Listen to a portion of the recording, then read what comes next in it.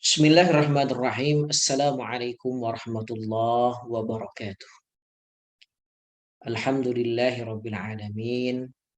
Alhamdulillahilladzi bini'matihi tatimmus shalihat wa bifadlihi tatanazzalul khairati wal barakat wa bikaramatihi tatahaqqaqul ghayat.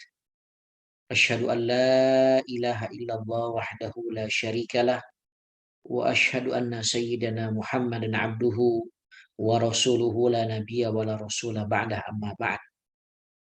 Rekan-rekan, sahabat-sahabat, para mahasiswa dan mahasiswi semester 2 MPI STI Samsul Ulum yang saya banggakan dan saya cintai karena Allah Subhanahu wa taala. Berjumpa lagi dengan saya dengan dosen pengampu mata kuliah akhlak tasawuf. Mudah-mudahan tidak bosan. Insya Allah kita berharap dan berdoa kepada Allah. Pertemuan kita walaupun dalam kondisi tidak secara langsung, tapi secara online dan virtual, mudah-mudahan semuanya menjadi wasilah Allah menghadirkan kesehatan dan keberkahan untuk kita semua.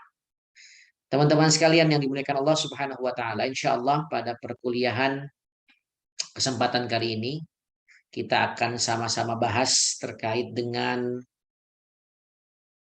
pengertian atau definisi akhlak, moral, dan etika. Nah, akhlak, moral, dan etika. Ini sering bahasa tiga istilah ini sering seliweran ya di tengah-tengah telinga kita, telinga masyarakat, ya rancu ya.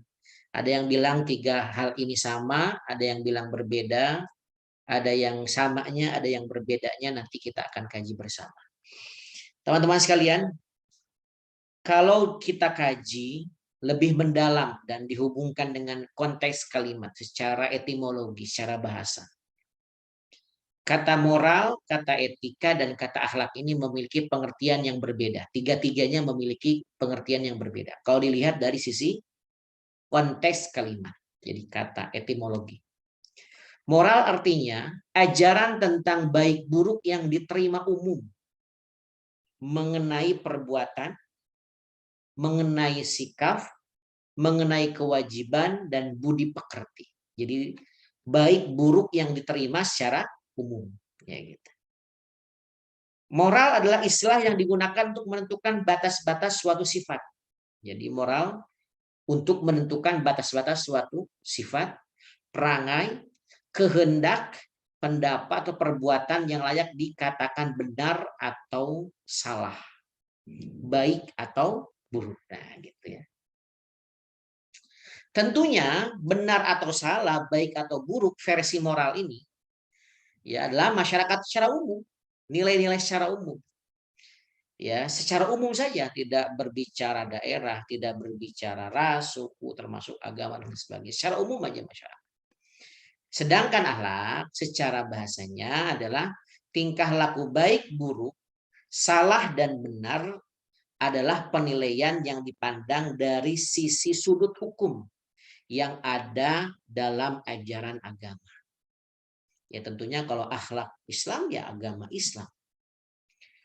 Nah, sesuai dengan makna aslinya, moral berasal dari bahasa Latin. Ya, kalau saya ulangi, kalau moral itu adalah apa batasannya? Yang digariskan oleh masyarakat secara umum batasannya. Sedangkan akhlak adalah dari sisi sudut pandang yang ada dalam ajaran agama. Nah, kemudian moral berasal dari bahasa Latin, ya, yaitu mores, kata jamak dari mos, moral. Artinya adalah adat kebiasaan yang menjadi dasar untuk mengukur apakah perbuatan seseorang itu baik atau buruk. Jadi adat kebiasaan untuk mengukur bahwa seseorang itu baik atau buruk. Oleh karena itu, untuk mengukur tingkah laku manusia, baik dan buruk dapat dilihat apakah perbuatan sesuai dengan adat istiadat secara umum dan diterima oleh masyarakat, oleh kesatuan sosial, atau lingkungan tertentu. Jadi kesimpulannya, Moral itu dapat dikatakan baik atau buruk suatu perbuatan secara moral atau bersifat lokal. Ya, gitu ya. Nah, sedangkan etika teman-teman sekalian, dari moralnya kita bahas moral, adalah diartikan dalam kamus KBBI ya, adalah pengetahuan tentang asas-asas moral. Etika itu diartikan sebagai ilmu pengetahuan tentang asas-asas moral. Jadi etika yaitu ilmu tentang apa yang baik, apa yang buruk, tentang hak dan kewajiban moral.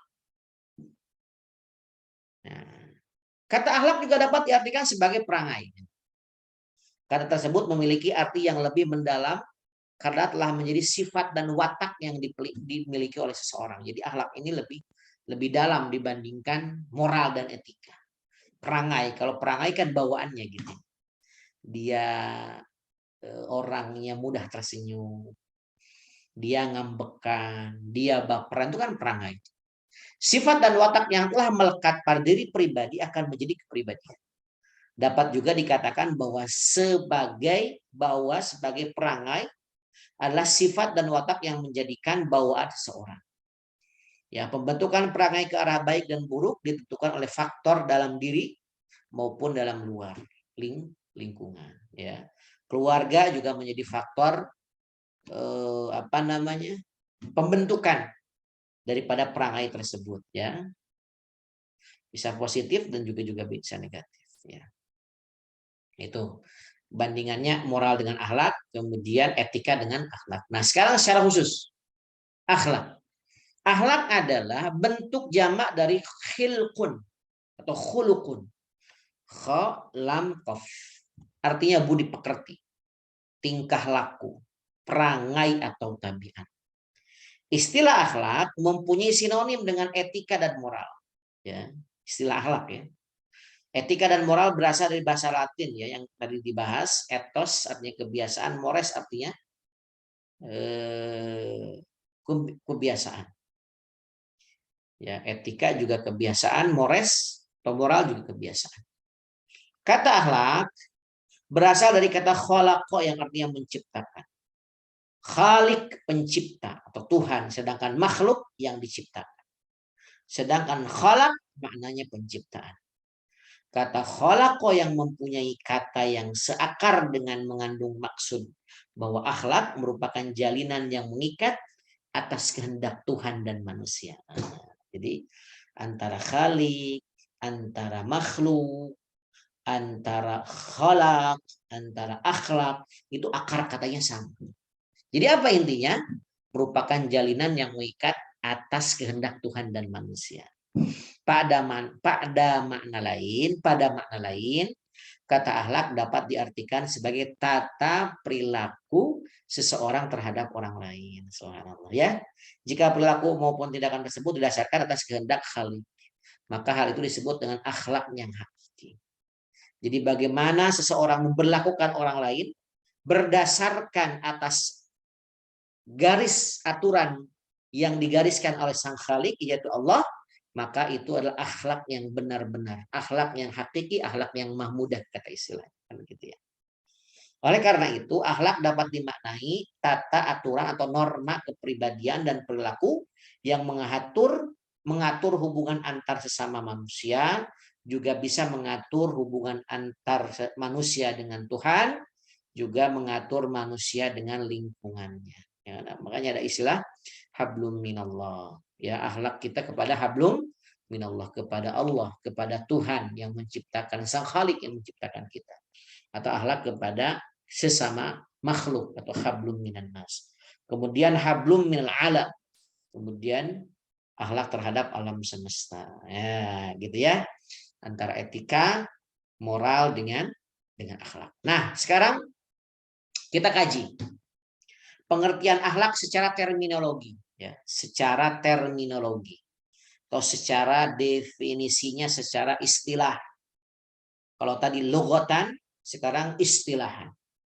Apa itu? Di sini saya mengutip ada beberapa pendapat ulama, ya, ada 3 di sini dalam catatan saya. Yang pertama adalah Menurut Imam Al-Ghazali, akhlak secara terminologi atau istilahan adalah ibaratun an hayatin fin nafsi rasikhatun anha. Tusdarul af'alu bisuhulatin wa yusrin min ghairi hajatin ila fikrin wa ru'yatin. Akhlak itulah sifat yang tertanam dalam jiwa manusia. Yang tertanam dalam jiwa manusia. Yang melahirkan perbuatan-perbuatan dengan mudah tanpa memerlukan pemikiran dan tanpa memerlukan pertimbangan. Jadi kalau antum ngelihat orang yang membutuhkan, kemudian refleks mengeluarkan uang kemudian membantu, itu berarti akhlak suka membantu, gitu ya. Jadi tanpa ada apa, memerlukan pemikiran, nggak dipertimbangkan dulu kira-kira dikasih nggak ya. Kalau sudah dikasih, kira-kira dikasih berapa ya. Kalau sudah ada keputusan berapa nominalnya, kemudian dikasihnya caranya bagaimana ya. Kalau sudah ada jawabannya, kemudian bertanya lagi, ya ngasihnya di mana ya, jam berapa ya. Nah, itu kalau pertimbangan begitu berarti bukan akhlaknya. Kata Ibnu Maskawai, kalau tadi kata Imam Al-Ghazali. Sedangkan kata Imam Ibnul Maskawai, al-khuluq halun lin nafsi da'iyatun laha ila af'aliha min ghairi fikrin aw ru'yatin. Ya, sama ya, tidak jauh beda. Akhlak adalah gerak jiwa yang mendorong ke arah melakukan perbuatan. Jadi gerak jiwa yang mendorong ke arah melakukan perbuatan dengan tidak membutuhkan pemikiran dan pertimbangan. Ya, kita highlight yang terakhir, tanpa pemikiran dan pertimbangan. Nah, gitu ya. Itu kata Ibnu Maskawai. Jadi ada, tapi kalau kata beliau gerak jiwa, ya gerak jiwa yang mendorong. Kalau tadi kata Imam Al-Ghazali apa? Sifat yang tertanam dalam jiwa. Kalau Ibnu Maskawai gerak jiwa. Nah, sedangkan terakhir yang ketiga, definisi akhlak secara istilah adalah al-khulqu adatul iradah. Al-khuluq adatul iradah adalah pembiasaan kehendak. Lebih simpel. Ya, dari berbagai definisi di atas yang menurut Ahmad Amin ya. Dari pembiasaan definisi di atas, yang tadi yang tiga itu, Imam Ghazali, Ibnu Maskawih, kemudian Ahmad Amin, adalah berbagai definisi di atas. Definisi yang disampaikan oleh Ahmad Amin lebih jelas, katanya gitu ya. Penampakan unsur yang mendorong terjadinya akhlak itu kebiasaan dan kehendak. Irodah itu kan kehendaknya. Jika ditampilkan satu contoh dalam proses akhlak dapat disebutkan berikut. Dalam irodah ada kecenderungan untuk melakukan sesuatu. Kemudian terdapat pengulangan yang sering dikerjakan sehingga tidak memerlukan pemikiran. Ya, kalau kita mau menginginkan sesuatu dan ini hal yang sering, kemudian kan tanpa kita berpikir panjang ya. Nah, tanpa mempertimbangkan lagi. Nah, itu irodah. Dalam irodah penampakan hal-hal yang berikut. Yang pertama, lahir keinginan setelah ada rangsangan stimulan melalui indera. Dikonsumsi, dilihat, dirasakan, dipikirkan, tapi nggak begitu lama. Muncul kebimbangan. Mana yang harus dipilih di antara keinginan-keinginan itu, padahal harus memilih satu dari kenyataan tersebut. Kemudian mengambil keputusan dengan menentukan keinginan yang diprioritaskan di antara banyak keinginan tersebut. Ya, gini contohnya. Contoh pada jam 2 siang, seseorang berangkat ke pasar, mencari bengkel motor untuk membeli kampas rem. Kalian lah, ya, salah satu di antara kalian siang-siang jam 2. Di saat memasuki sebuah tempat, sebuah daerah, sebuah gang lah gitu ya. Ketika menoleh ke arah kanan, dia melihat warung makan yang penuh dan sesak. Ada kepulan bau yang sangat nikmat ya. Waduh, nikmat banget, belum makan siang, belum ngawadang gitu ya. Sesaat kemudian melihat ke arah kiri, terdapat es cendol yang laris dibeli orang. Jadi pas masuk tempat itu, sebelah kanan ada warung warteg atau warung makan Padang. Orang sedang sibuk makan, di samping sebelah kiri ada tukang es cendol. Waktu itu sedang panas terik gitu ya. Padahal orang tersebut sudah lapar dan haus. Sementara di arah depan kelihatan ada yang musola, ada tempat sholat. Nampak orang berseliweran, masuk keluar, masuk hilir mudik untuk melaksanakan sholat. Kemudian orang tersebut menentukan sholat terlebih dahulu karena mempertimbangkan jam yang sudah hampir selesai waktu zuhur. Kesimpulannya yang dipilih adalah orang tersebut telah banyak mempertimbangkan beberapa keinginan tersebut disebut dengan irodah. Jadi banyak pertimbangan-pertimbangan akhirnya memutuskan musola untuk sholat, itu namanya irodah. Jika irodah tersebut dibiasakan setiap ada beberapa keinginan dengan tanpa berpikir panjang, karena sudah dirasakan oleh dirinya, maka itu disebut dengan akhlak. Nah, gitu kan? Dalam kehidupan kita kan begitu ya. Misalkan ada pertimbangan, misalnya gini, sebelum tidur HP di tangan, kuota full, ya. Apakah kita berlarut-larut main HP, kemudian sampai subuhnya terlambat, enggak sholat tahajud, atau kemudian kita jauhkan HP, kita matikan HP, kemudian dipasang alarm bangun lebih awal tahajud. Nah, itu kan pilihan. Kalau antum memutuskan menjauhkan HP, berarti akhlak terbaik antum yaitu. Nah, sebaliknya ada seorang yang kaya raya mendengarkan pengajian. Seorang pengajian mendengarkan seorang mubalik ya, yang berceramah tentang misalkan pahala, faidah daripada infak sedekah. Orang itu kemudian tertarik dan secara spontan memberikan uang 1 juta rupiah untuk didermakan. Orang kaya nih.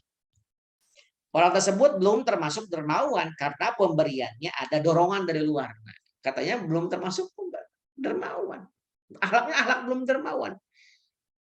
Orang tersebut tidak termasuk ramah terhadap tamu jika ia sedang membeda-bedakan tamu yang datang. Yang datangnya orang keren, yang datangnya kalau cewek dia ganteng, atau laki-laki menerima tamu cantik, suka bawa-bawaan, ya. Kalau enggak calon suami misalkan, wah dijamu dengan sebaik-baiknya, sedangkan tamu biasa tanpa, berarti itu bukan akhlak. Dengan demikian akhlak bersifat konstan, tetap selalu spontan dalam situasi dan kondisi apapun, tidak temporer, tidak juga kondisional, ya, tidak memerlukan pemikiran dan pertimbangan yang dorongan dari luar yang hilang. Ya, di samping akhlak ada istilah lain disebut dengan etika dan moral, tadi sudah dibahas. Ketiga istilah di atas sama menentukan nilai baik dan buruk sikap perbuatan seseorang. Yang bedanya adalah akhlak memiliki standar ajaran sesuai dengan Quran dan Sunnah Rasulullah Shallallahu Alaihi Wasallam.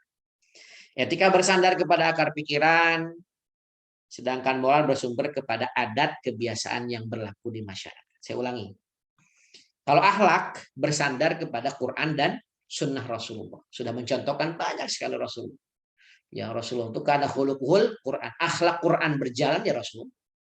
Dari bangun tidur sampai tidur lagi semuanya ada. Dicontohkan oleh Rasulullah Shallallahu Alaihi Wasallam. Sedangkan etika sandarannya adalah akal pikiran. Sedangkan moral adalah sumbernya kepada adat istiadat yang berlaku di masyarakat. Bisa jadi moral sebuah tempat ketika antum datang ke tempat yang lain juga akan berbeda moral. Ya karena kan beda adat istiadat yang berlaku di sebuah tempat dengan tempat yang lain. Nah, gitu ya. Maka kata siapa Hasan Shazili ya menggunakan istilah moral sama dengan dia mengatakan moral sama dengan akhlak ya, yang mengatakan demikian. Nah, teman-teman sekalian yang dimuliakan Allah Subhanahu wa taala, maka dalam kehidupan sehari-hari yang sering dijumpai kata akhlak, moral dan etika, yang ketiganya merupakan tingkah laku manusia. Semuanya berhubungan dengan tingkah laku manusia. Karena kemarin kita bahas bahwa manusia itu adalah madaniun bittaba. Manusia itu adalah makhluk sosial secara bawaannya, secara fitrah. Maka istilah akhlak, moral, dan etika ini ya berhubungan dengan tingkah laku manusia. Hampir sama, namun jika dilihat dari sumber ketiganya tersebut akan berbeda. Akhlak bersumber dari agama, disimpulkan lagi yang tadi, dari agama dan dari wahyu, dari Quran dan dari sunnah. Moral bersumber dari adat istiadat, sedangkan etika bersumber dari akal, filsafat, pemikiran. Ya, sering kita jumpai ayat Al-Quran dalam surah Al-Qalam, wa innaka la'ala khuluqin azim. Ini jelas ada kata khuluq. Wa innaka sesungguhnya kamu Nabi Muhammad kata Allah la'ala benar-benar berbudi pekerti yang agung. Ini dalam surat Al-Qalam ayat keempat. Nah, bahwa para ahli sufi, orang-orang tasawuf dari kesimpulan tafsir ini menyatakan ayat Al-Qalam ayat 4 ini bahwa dengan demikian manusia itu Nabi Muhammad itu adalah manusia yang sempurna atau al-insanul kamil. Wa innaka la'ala khuluqin azim. Dan ini menjadi prototipe manusia, contoh uswah, qudwah kita. Ya, sejak zaman Nabi Adam sampai nanti akhir zaman termasuk kita umatnya yang perlu dicontoh adalah Nabi kita Muhammad sallallahu alaihi wasallam. Ya. Qad kana lakum fi Rasulillahi uswatun hasanah. Ya, gitu. Banyak ayat-ayat yang berkaitan dengan perangai akhlak Nabi kita Muhammad Shallallahu Alaihi Wasallam. Nah, kemudian dan jelas juga Nabi Muhammad Shallallahu Alaihi Wasallam dalam hadisnya kan innama bu'ithtu liutammima makarimal akhlak. Saya diutus oleh Allah Subhanahu wa taala tujuannya untuk apa? Untuk menyempurnakan akhlak manusia. Artinya kalau penyempurna itu kan jadi sudah sempurna. Maka kalau kita ingin sempurna sebagai umat Nabi Muhammad tidak ada ya alasan kecuali kita untuk mencontoh Nabi kita Muhammad Sallallahu Alaihi Wasallam dengan akhlaknya. Nah, ya, gitu teman-teman. Nah, kemudian bagian terakhir saya akan bahas ya. Kemudian apa manfaat mempelajari akhlak, moral, dan etika? Tentunya sangat banyak. Ya, akhlak yang mulia merupakan unsur yang sangat utama di dalam risalah Islam. Dalam syariat Islam, akhlak yang baik adalah manifestasi ibadah. Ibadah kita diterima atau tidak itu tergantung salah satu faktornya adalah akhlak. Ya, demikian halnya dalam sholat terkandung nilai-nilai akhlak. Oh, ya, banyak sekali. Ya, mengandung nilai-nilai adab. Dalam rangka menuju kesempurnaan hidup perlu memiliki akhlak Islam yang mencakup ya benar, jujur, amanah, tawakal, menepati janji, rendah diri, berbakti kepada orang tua, menyambung silaturahim, berlaku baik kepada tetangga, memuliakan tamu, pemurah, dermawan, penyantun, sabar, mendamaikan manusia, sifat malu berbuat maksiat, ya, kasih sayang, berlaku adil, ya, menjaga kesucian diri dan seterusnya. Ini banyak sekali.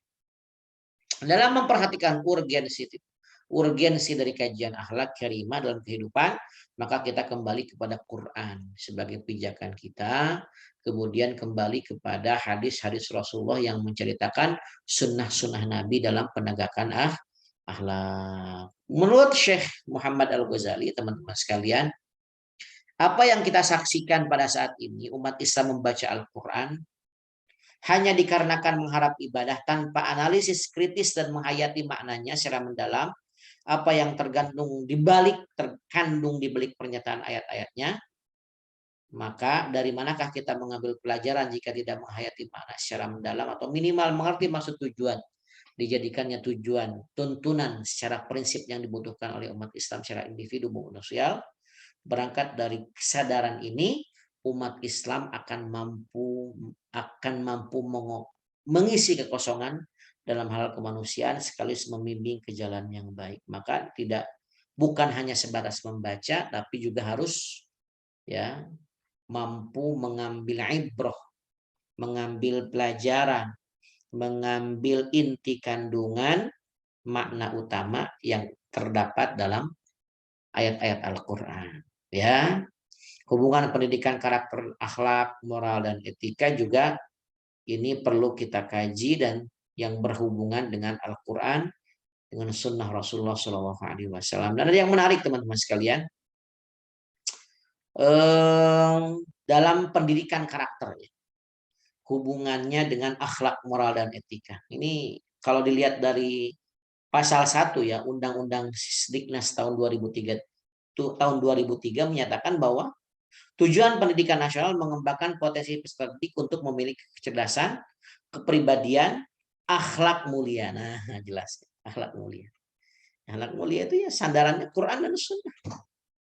Jadi kalau antum walaupun nanti terjun suatu ketika Allah takdirkan jadi guru IPA, guru matematika, guru sosial, ya, guru IPS, maka jangan sampai lepas dari nilai-nilai akhlak Quran. Ya, disampaikan juga nilai-nilai akhlak Quraninya. Mana pendidikan karakter merupakan suatu sistem penanaman nilai-nilai karakter kepada warga, masyarakat ataupun orang perorangan ya, secara kesadaran, kemauan dan tindakan untuk melaksanakan nilai-nilai tersebut. Ya, ini sangat penting sekali.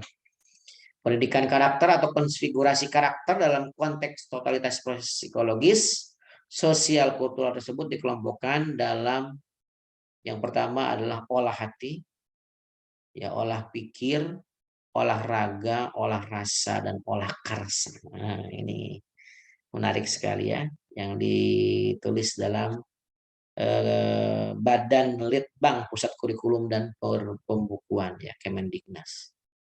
Ya, saya ulangi, olah hati, olah pikir, olahraga dan olah olahraga dan kinestetik, olah rasa dan karsa. Ya, begitu ya.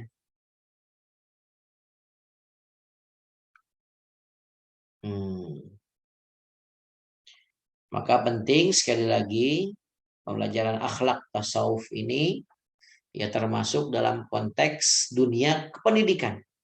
Ya, sebagaimana jangan jauh-jauh sistem pendidikan nasional tahun 2003 dengan pasal 1 jelaskan bahwa tujuan dari pendidikan adalah untuk membentuk pribadi peserta didik yang berakhlakul karimah. Nah, ya. Maka ini teman-teman sekalian harus jadi catatan bagi kita semua, harus menjadi kesadaran untuk senantiasa meningkatkan akhlak pribadi kita dan mengajarkan akhlak terbaik kepada peserta didik kita, kepada santri kita, keluarga kita, orang-orang tersayang kita. Mudah-mudahan kita mampu meladani akhlak Rasulullah, menyelami akhlak Al-Quran, sampai betul-betul kita memiliki perangai terbaik dan kebaikan senantiasa kita lakukan bersama sampai kita termasuk pribadi-pribadi yang ahli kebaikan. Ketika wafat nanti dicatat menjadi husnul khatimah. Amin ya Allah ya rabbal alamin. Baik, itu saja saya kira pertemuan pembahasan perkuliahan pada kesempatan kali ini. Terima kasih atas segala perhatiannya. Mohon maaf atas segala kekurangannya. Silakan komen, kemudian subscribe, kemudian dilaporkan di grup untuk kehadiran perkuliahannya. Terima kasih. Assalamualaikum warahmatullahi wabarakatuh.